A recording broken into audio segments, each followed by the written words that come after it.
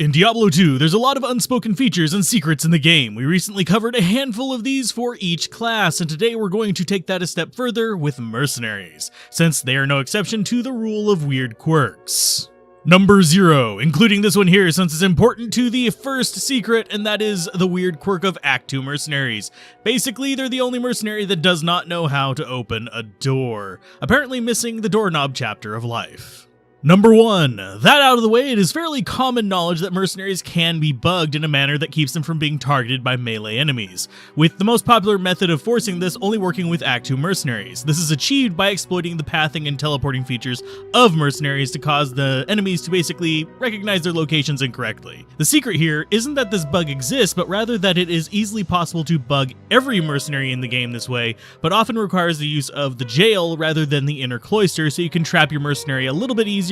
And I will include a link in the description with the explanation of how to actually bug all the mercenaries in this way. Number 2, mercenary synergies function properly, and this extends to their skills and equipped auras. For example, the Act 3 mercenary's Ice Blast does synergize with its Glacial Spike. The more fun factor is on Act 2 mercenaries, where you can get them to have auras, the most notable being Meditation from Insight. If equipped on a mercenary with Prayer, that mercenary will provide double healing. The healing from prayer as well as synergized healing from meditation, which can be handy early on for several builds. Number 3, using potions on mercenaries is an important feature, but one aspect a lot of people forget about, or at the very least forget to use, is the fact that mercenaries can drink most potions in the game. This means you can help them against Andariel with antidote potions, and Duriel with thawing potions, and these potions' effects stack just like they do on the player, extending the duration by 30 seconds for each potion drank. And yes, you can shift-click the actual thawing and antidote potions as well. Number 4, where you hire a mercenary matters, with normal difficulty mercenaries having better stats for their given level than the Nightmare or Hell counterparts, and the Nightmare mercenaries having better stats than the Hell mercenary. It just kind of scales that way. Though that's not where this ends, especially if you're doing low-level duels and such that allow mercenary recruitment, since skills have some weird quirks too in this regard.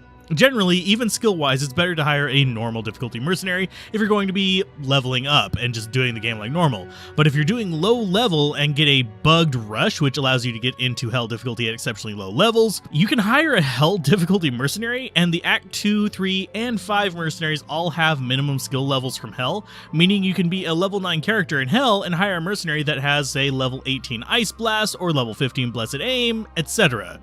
Basically getting sneaky high skill level allies on a low level character. It is worth noting that the skills, if you're leveling up, are still better from normal, and different skills have different caps. Number 5, mercenaries have a handful of quirks related to their stats. While they benefit from plus life, they get nothing from plus vitality. When they level up, they reset to base maximum life rather than current maximum, making life boosters a bit more stressful whenever your mercenary is leveling up in an area. Generic plus skill sources work on them, as well as plus specific skills, like if you found an Ormus robe with plus lightning and wanted to give it to an Act 3 lightning mercenary, it would work for them. They, however, do not benefit from tab skill bonuses, like plus all paladin offensive auras or plus all sorceress skills. It has to be either specific or very broad. Number 6. This one a lot of people probably do know, but it's worth reiterating, especially since there's probably going to be some new players watching this. Mercenaries deal drastically reduced damage against other players and hirelings, which is fairly well known, as I said, and so is the fact that they do reduce damage to bosses. But most people don't know that you're penalized against bosses more in Hell than in normal, meaning basically Act bosses become less and less prone to the normal damage dealt by the mercenary because, well, they literally are doing a fraction of their damage to it. Number 7, mercenary equipment is all over the place. Yes, each of them have specific pools of equipment they can wear, but 3 things should especially stand out and are often misunderstood or misrepresented. Those are, Act 2 mercenaries can not only equip spears and polearms, but they can also even equip javelins. So if you find a really good stat on a javelin, yes, they can use it, but they will never try to throw the javelin. Similarly, Act 3 mercenaries equip swords, but never use them. There has been a debate over the years if they can sometimes stab, but each instance I've seen of them stabbing upon looking at the footage was just a casting animation without a cast sprite. Act 3 mercenaries also have the weird thing of not being able to catch a break, because while they are the only mercenary that can equip a shield, they sadly cannot block ever. It's all for show. Oddly enough, they're also the only mercenary that can equip the full Eisenhart set. Yay. While not as drastic as the skill tree secrets, were there any of these that you didn't know or that surprised you? Hit that like button like the chat gem in BattleNet. And if you knew everything or know something I missed, comment it down below.